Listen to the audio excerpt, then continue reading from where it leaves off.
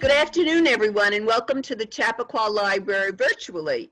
This is our first program that we have done with an author or speaker, or in this case, artist, and we're thrilled to do this. This is new territory for the library, and I want to thank two people before we go on. First, Rebecca Rogan, who is the Chappaqua Library reference librarian, who's been helping me constantly. And for the person who's behind my back the entire time, Carrie Crams, who is the station manager from the Newcastle Community Media Center. If you might see that logo there. She's the guru of the library, and all these programs are basically under her auspices because she records them. And I just want you to know this program is recorded so people could enjoy it later. And she works out all the kinks that I always seem to fall into. So she's great. I just want to also mention some of the upcoming programs we're having here at the library. On the 13th of July, we're going to have 3 representatives or publicists from Hachette Publishing. Hachette Publishing is one of the 5 major publishers in the United States. Probably your favorite authors are under the auspices of the Hachette Book Group. But it's Grand Central Publishing. I can't think of all of them, but anyway, they're coming and telling us about all the new upcoming books that are going to be presented in the fall, and there'll be 3 of them talking about the book, so you'll get a good rundown of what's coming up in the publishing world. And they will probably do this 4 times a year, so I hope you will come. You have to just register. If you are interested in joining it, everything is a closed registration. So you have to register for the program. We are not just publishing the link because we're worried about Zoom bombing.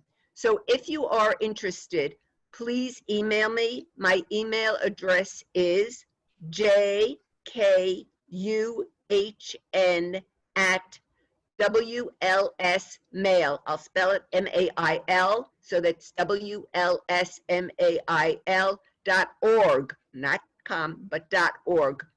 jkuhn@WLSmail.org. Just email me and I'll put you on the list. So we're having that program coming up. We are also going to be having 2 new book discussion groups. Our other 5 book discussion groups are closed. It's just for those people who registered for it years ago. So we're keeping it like that. So we are offering now 2 new ones. The first one is a mystery book club. It'll be starting in September. Look for it on our website. The second is called speculative fiction, which is sci-fi fiction. So if you're interested in that, look for it on our website. It too will start in September. What else I wanted to mention, so we're having lots of author talks. Everybody's finally getting comfortable with these virtual discussions.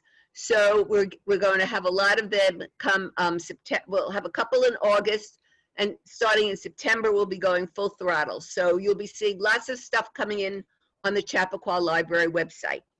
And now for today's program, we have a visual artist. His name is Cliff Tisdell, and his work is in private collections in New York, Canada, Germany, and England. Mr. Tisdell is a child of the 60s, and he was part of the East Village scene in the 1960s when he attended the School of Visual Arts. But he left after 1 year to attend Rutgers University with a career in journalism in mind. He focused on communications and political science. However, the pull to make art was too strong, and after a few years of working various jobs, he started working as a freelance illustrator in New York City, getting assignments from the Village Voice and 7 Days magazine. This led to a position in a small design agency. He started his own graphic design boutique in the 1990s before deciding to focus on his personal art, and he attended classes at Parsons and the Art Students League, I'm sorry. Mr. Tisdell currently gives talk on the arts and is a regular guest speaker at libraries and art institutions. So please welcome Cliff Tisdell. Okay. Thanks, Joan. Always a pleasure to work with you in the Chappaqua Library. Today we're going to honor the Black Lives Matter movement by reviewing a number of Black American artists, taking a look at their work, their stories. I'm going to do a series of very brief overviews or profiles of these artists. These are people that I've been interested for a long time, and some of them have influenced my work. Some have even informed my work directly. Others, I just think they have great stories, and they're just great artists. So yeah, I'm going to do if any of these artists, if they catch your fancy, you should definitely just try to look for more information on any of them. I don't know if Joan mentioned, but at the end of the discussion, which is going to run just about an hour, I'm going to try to keep it as brief as I can. There will be an opportunity to ask questions or submit comments, and we'll try to answer as many as we can. So I'm going to go right into the presentation now.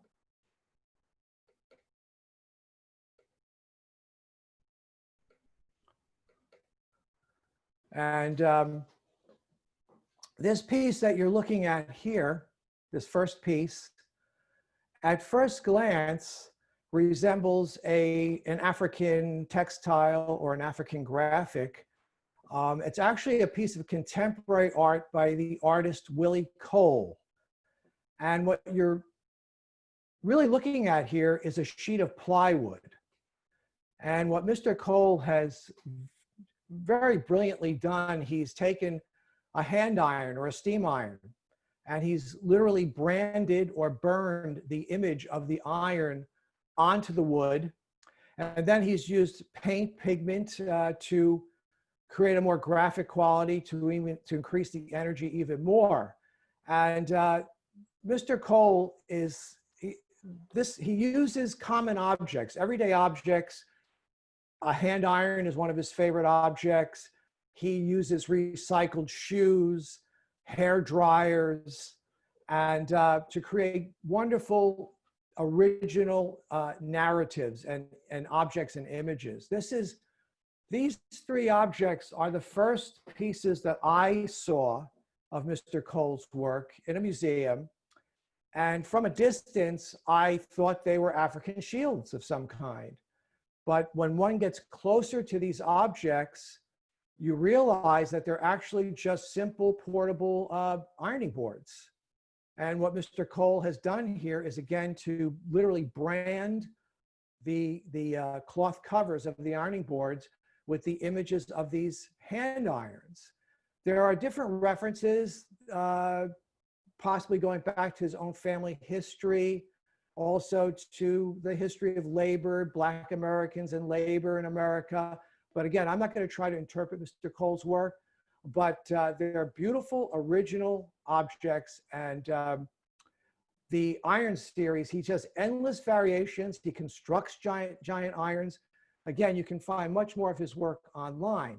Another series that I happen to love are these wonderful, large wall reliefs that he constructs using recycled shoes. In this case, this piece is called Heart of Gold. I think it was done in 2006, where he's using women's high heels. And these pieces have a wonderful energy and just a wonderful look to them. And here's a photograph of Mr. Cole in his studio in Morristown, New Jersey, with just some of his inventory of some of these shoes. And so again, wonderful artist. If you're interested, check him out. Another artist, or I should say a duo, a couple that I've been interested for a long time are the dancer choreographers Bill T. Jones, who you've probably heard of, and Ernie Zane, who you may or may not have heard of. Mr. Jones and Mr. Zane worked together during the 1970s and 1980s to produce a series of collaborations that are still regarded as some of the most important new avant-garde postmodern dances. And they're a fascinating couple. When I first saw them, it was through this book, actually, which I still have here. It's called Body Against Body. It was published in 1988. And it was these images, these photographs, in addition to being a choreographer, Mr. Zane on the bottom here was also a professional photographer.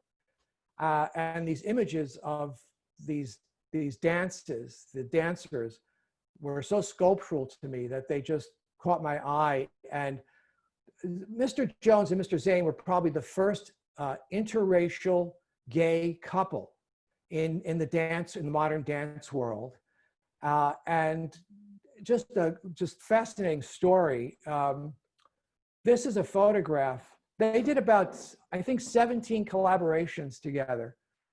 And this piece is called Blue Belt Mountain, which is referring to a state park in Rockland County, New York. They moved to Valley Cottage, New York, to be closer to the city in the 1970s. They originally had met in Binghamton University. But from this photograph, you can see an example of one of their compositions.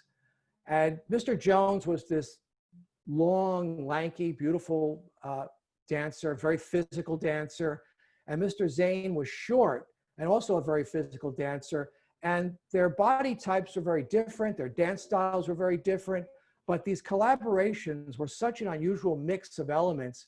You can see here they incorporated props. In this case, a wall, which would be built and unbuilt during this number. They really kind of continued the tradition of Merce Cunningham, John Cage, and Robert Rauschenberg, and they really broke new ground together. This is a photograph from another, one of their dance routines. It was called Freedom of Information, I think done in 1984. And again, you can see Zane's eye as a photographer. These are very unusual groupings of dancers and a very different kind of energy. And these dances are, by the way, there's a little bit of historical footage available on the internet of the original dances performed by Mr. Jones and Mr. Zane, which you can check out yourself. And another thing I really loved about their work is that they were very open to collaborating with many other artists, video artists, painters, sculptors, composers. And in this case, this piece that was done at BAM in the early 1980s was a collaboration with Keith Haring. And you could see his work in the background. And they also worked with the clothing designer, Willie Smith, to design the costumes. So they were totally open to working with all new media, new ideas. And again, I would strongly urge you to go on YouTube and check out some of these wonderful dances that they choreographed. This last photo is of their last collaboration done in 1988. Tragically, Mr. Zane died of AIDS in 1988. This was called The Art of Collage, and it was kind of just bits and pieces from various collaborations they had worked on in the past, as well as fragments from their personal stories. And the reason I'm showing this photograph, it shows another aspect of their work, which was so original and dynamic, and that was the incorporation of unorthodox body types, different types of dancers, big men dancers, and all different shapes and forms. And you can also see that they're radically experimenting with costume, with clothing. I'm just going to read this wonderful quote by Ernie Zane. Quote, "I'm tired of seeing gay men choreographing a heterosexualized ideal situation of princesses." And so they were really intent on breaking away from tradition, a lot of the stereotypes in classical traditional dance. And just wonderful, original, innovative work by these two men. Another artist I want to talk about today is Bill Traylor. Bill Traylor was born a slave in 1853. And he lived not only through slavery, he lived through the Civil War, he lived through the Emancipation Proclamation, Reconstruction, and tragically, Jim Crow in the Deep South in his lifetime. This is typical of a painting of Mr. Traylor's, and these were almost always painted on reused cardboard, pieces of cardboard that he would find on the streets of Montgomery, Alabama, where he worked. And one of the important elements in this story is that Mr. Traylor did not start to make art until he was in his 80s. Even after he was freed, after the Civil War, he remained, I guess like many American Blacks, he remained on the plantation, and he stayed there as an indentured servant until his third wife had passed away and all of his children had grown up and moved on. He finally made a big move away from plantation life to the metropolis of Montgomery, Alabama. And this was when he was in his late 70s.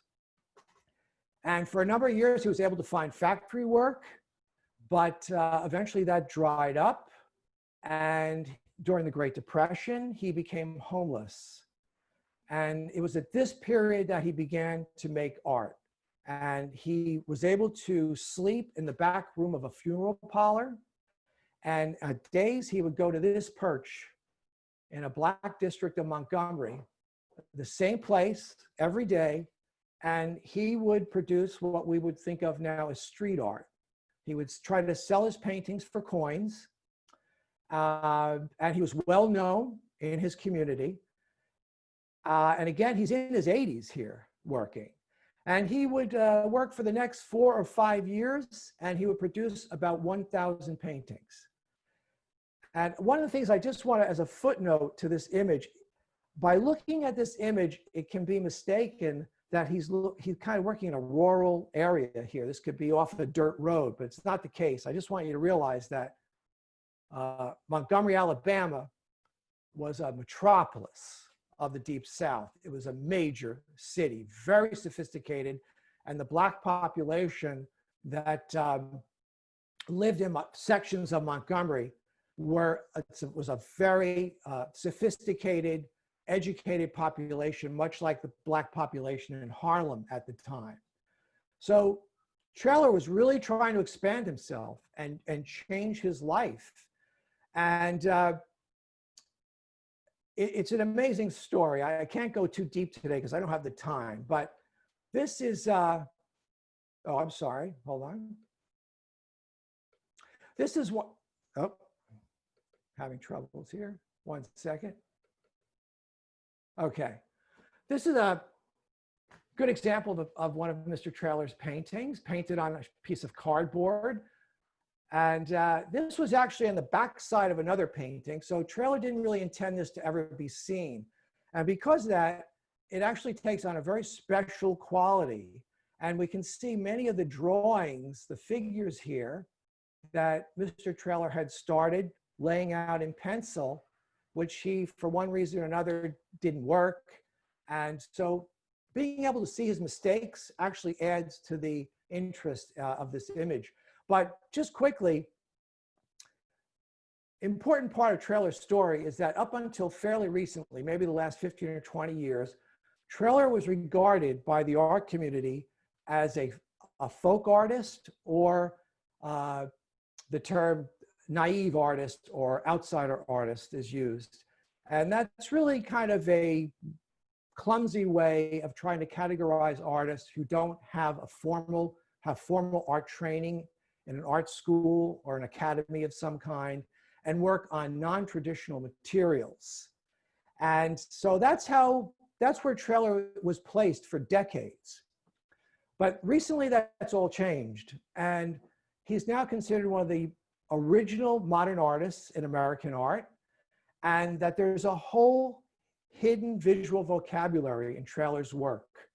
because he was living in Jim Crow, the Jim Crow South, he had to be very careful what he expressed in his art. If he was to say anything overtly about race, he could be killed. So he developed a whole vocabulary of hidden meanings. An example of that is with this figure, this woman with the extended arm with a pointed finger. And there's various theories as to what this body language meant for Traylor.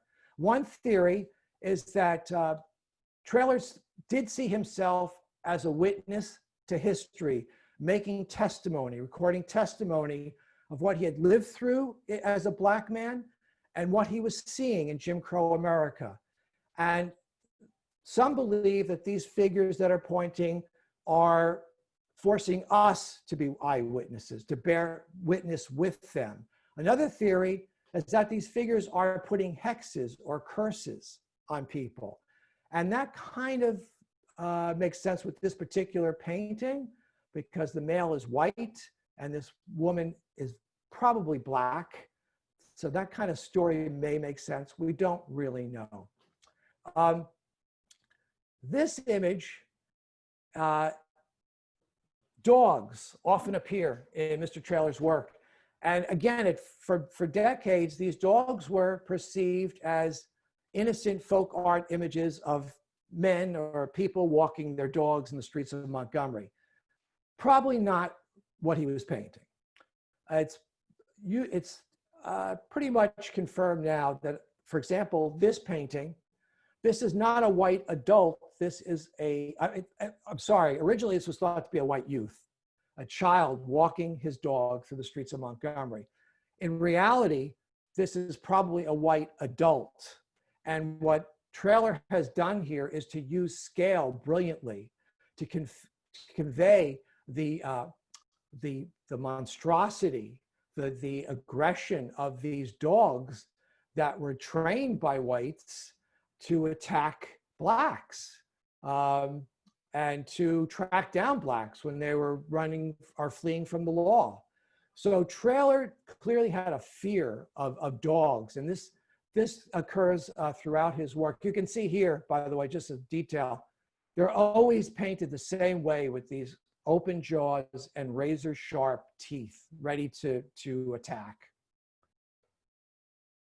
One last image I'm going to share here. And again, I encourage you to look online and see much more of Mr. Traylor's work. But this particular painting was done on the back of a poster, which had been hung right behind where Mr. Traylor worked on that porch. And at first, again, this was believed to be an innocent image of maybe two farm animals or something like that. But the reality is that the animal on top is a reference to an African big cat, a leopard or cheetah. And big cats in Africa were symbols of aggression, power, courage. And the bird here, the blackbird, the passive bird on the bottom, is another image that occurs over and over in Traylor's work. And he was using blackbirds to be literal symbols for Jim Crow. So there's a narrative here, which I don't have to go into any more detail. You can see the implications of this, big cat, jaws open, teeth ready to attack Jim Crow. And if you think this is just speculation, I'll show you what was on the front of the poster that got Mr. Traylor upset. This is the poster that they posted near his workplace. I'm not going to go into anything further. You can see for yourself. You can draw your own conclusions. But it most likely upset Mr. Traylor so much that he expressed himself with this painting. Not only had Mr. Traylor lived through slavery, Jim Crow, horrible oppression, one of his sons, he believed, had been lynched. So this was a man with tremendous rage and fear, which he could not express overtly. This last photo here is of Mr. Traylor taken late in life, about a year before he passed away. You can see he already has one leg that's been amputated. And this is taken on the property of his daughter. He lived with his daughter, who lived outside of Memphis towards the end of his life. still making work at that point, still prolific. And just a note here, his family, his immediate family was very uncomfortable with these paintings. They did not like him making these paintings. They made them nervous. They didn't really understand them. And this was art that was way, way, way ahead of its time. Nobody really knew how to categorize it, what to do with it.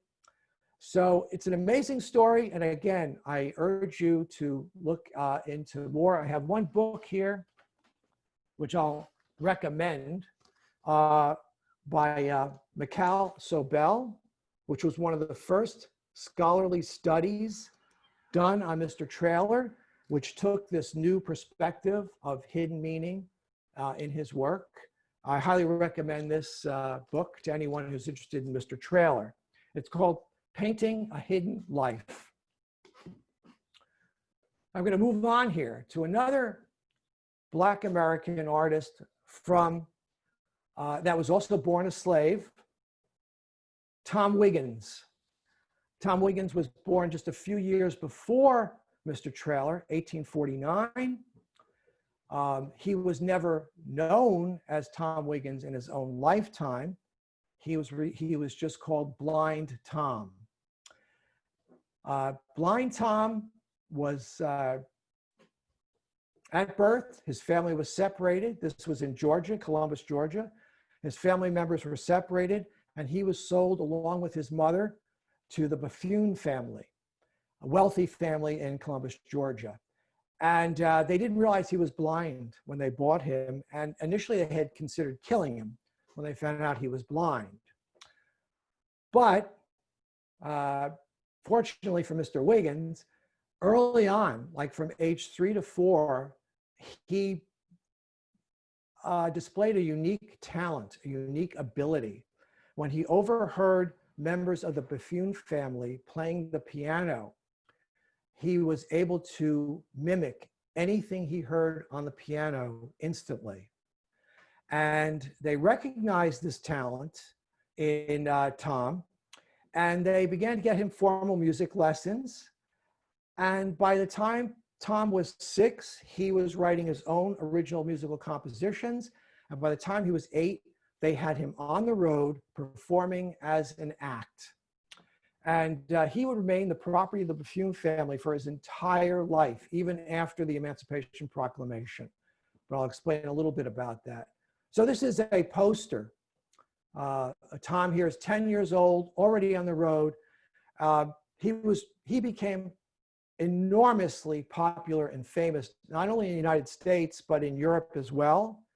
He played before President James Buchanan. Mark Twain was an enormous fan of Tom Wiggins. There are many, many essays written, including by Twain, about Wiggins, discussing, was he a musical genius or was he some kind of freak, some kind of savant? And that controversy still goes on to this day. This is another poster. At the peak of Tom's popularity, which was for at least 2 decades, he was earning the Bethune family over $100,000 a year, which in today's market would be over $1 million. And Tom never saw a penny of any of this. And after the Emancipation Proclamation, the family was able to finagle a deal and get the courts to make Tom a ward of their family. So they continued to exploit him for the rest of his life. This is a late photograph taken of Tom, late in life. And I just want to kind of sum this up because I can't go into great detail today about Mr. Wiggins, but this idea, this notion, this controversy that still remains, was Wiggins a legitimate musical genius on the level of, I don't want to say Mozart, but was he a legitimate musical genius, or was he some kind of idiot savant, which is the most common perception? And it's really hard to determine what the case was. I would just add this. This is my own projection on this. And by the way, even Oliver Sacks was interested in Tom Wiggins. and wrote a very interesting essay on what he thought Tom Wiggins was about. And even Sachs came to the conclusion that he was some kind of autistic savant, and came to the conclusion that Wiggins wasn't a true artist because, being a savant, he did not have an imagination. He was just mimicking sound. And he was not capable of any kind of deep thought that a true artist requires. Again, this is controversial. I'm just going to end with this footnote here. I wonder how some contemporary or musicians from the Black American musical artists from the 20th century would have been perceived in Civil War or post-Civil War America. And as an example, I'll use Roland Kirk, an avant-garde jazz musician who was also blind. He could also, as Tom could, play more than one piece of music simultaneously on different instruments. And he wore eccentric attire. In this case, top hat, tuxedo.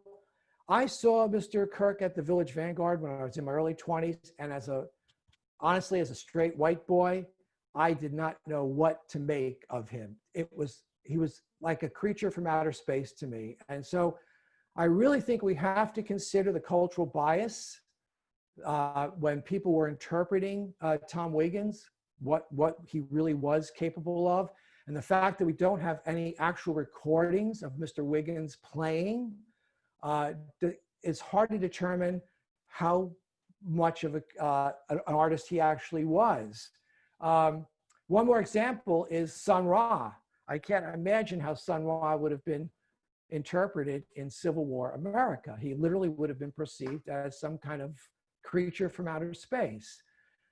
This photograph of Sun Ra is a segue into the next artist I want to talk about, a photographer.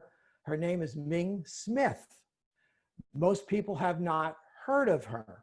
This is a self-portrait of Miss Smith. She was born in Detroit. She came to New York City in the early 1960s to become a fashion model and to work as a photographer. I strongly recommend you look her up online. It's an amazing story. She's never gotten any attention, or the attention that she probably deserves. She studied in New York under Lisette Modell, the same photography teacher that instructed Deanne Arbus. But you can read interviews with Miss Smith, and she literally says, she goes back to Ralph Ellison's concept of Blacks being invisible in America. As a Black female photographer in New York in the 1960s, she literally did not exist. Miss Smith holds the honor of being the first Black woman photographer that has had work purchased by the Museum of Modern History. I'll just quickly show you a couple things, examples of her work. In the early 1960s, she, on her own, went to the Hill District of Pittsburgh, Pennsylvania, to visit the neighborhoods of August Wilson, the playwright, Black playwright. And she wanted to try to capture people from that neighborhood, from that community, that resembled people from his plays. So she did a number of these wonderful studies of people from Pittsburgh, from the Black district of Pittsburgh. This is one. Here's another one, this wonderful photograph of a single pool player in a pool hall. It's a magnificent series. I recommend you check it out. Another great series of photographs she did in the 1970s was a series of portraits of Black men and women in New York. And in these images, the subjects are always in shadow or out of focus, barely visible. And again, she was using Ralph Ellison's concept as the Black American being invisible. So these are very powerful bodies of work, completely underrated, and really little, not many people even know about her work.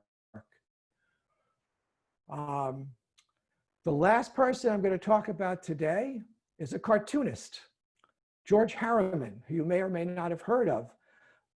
the creator of Crazy Cat in 1913, which ran from 1913 to 1944. Herman is considered a cartoonist. He influenced everybody from Walt Disney, Charles Schulz, R. Crumb, Spiegelman. It goes on and on. Jules Feiffer. It just goes on and on. His work not only appealed to a mass audience in America that read newspapers, but also to intellectuals. Picasso was an enormous fan of Crazy Cat, as was E.E. Cummings, T.S. Eliot, Jack Kerouac. It goes on and on and on. The three main characters in Crazy Cat were Crazy Cat. And by the way, the very name Crazy Cat, one of the things I want to just talk about quickly, Herman was classically educated and he was a master of language.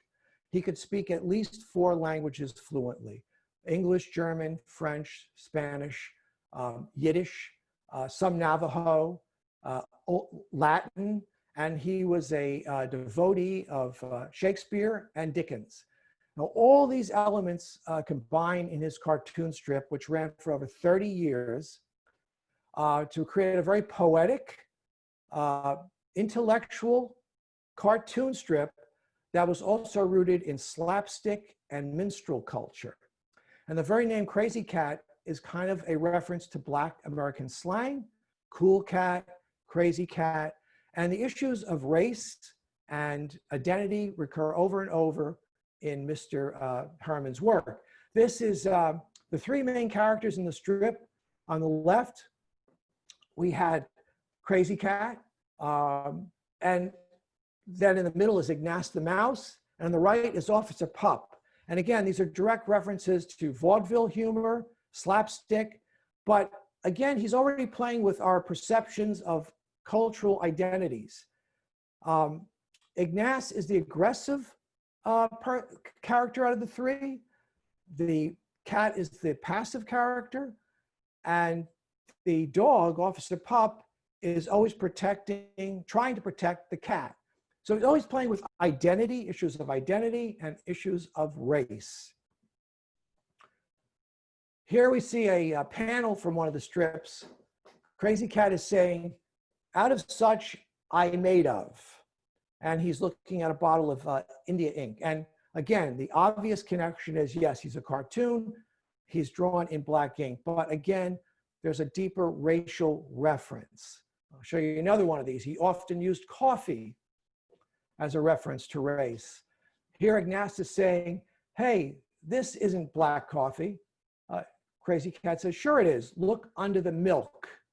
Again, a reference to under the white is the black. Where am I going with this? You'll see in a minute. And here, one more example of this. Here, Crazy Cat is saying, "Oi, it's awful to be living a double life like what I am."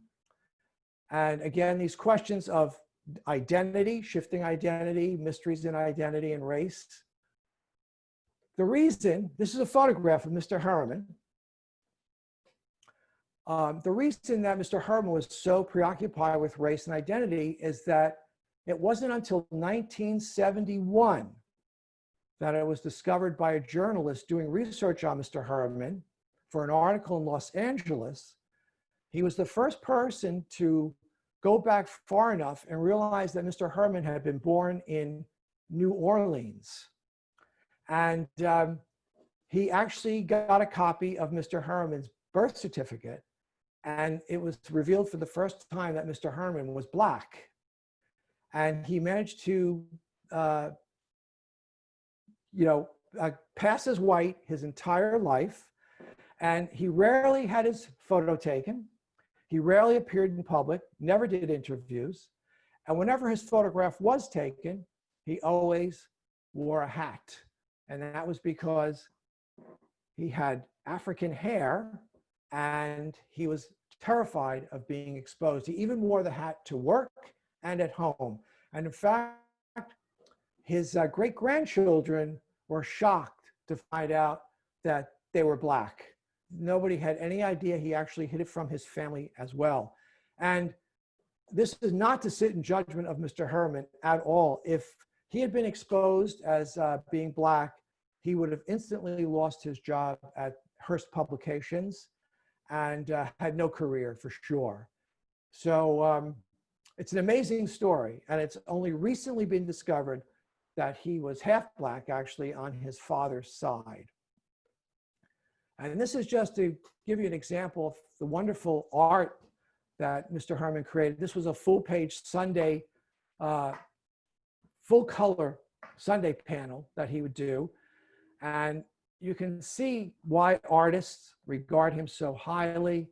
It was a very existential, intellectual comic strip. And you can even see the references if you look at the bottom panel. He loved Chaplin, and Crazy Cat is a very Chaplin-esque character. The backgrounds in Harriman's panels constantly shift. There's a reference to surrealism. It goes on and on. Wonderful artist. So this panel done towards the end of his life, in like 1943, 1944. Again, the sign says, "I wished to be alone." And we kind of know now why Mr. Herman was so concerned with being left alone. I'm going to end with this image. Again, a photograph by Miss Smith, taken in, because I think it's in the spirit of the talk, the spirit of the times. This is called America Behind the Stars and Stripes, taken in New York City in 1976. And I think it's an apropos image, Joan, to end our talk on. Okay. I'll turn it back to you. Thank you. Thank you. That was an amazing collection of images and the stories behind them. And you carefully explained what we were looking at and how it relates. It was really, I'm sure a lot of people here are fascinated with information they never knew. And I'm so glad we were able to start off our series with you as our initial speaker. And I appreciate this. I'm saying series because Cliff Tisdell is going to do another talk on August 6th at 2 o'clock. So I hope you will sign up for that. There will be information coming from me. Again, if you want to be on my mailing list, it's jkuhn@WLSmail.org.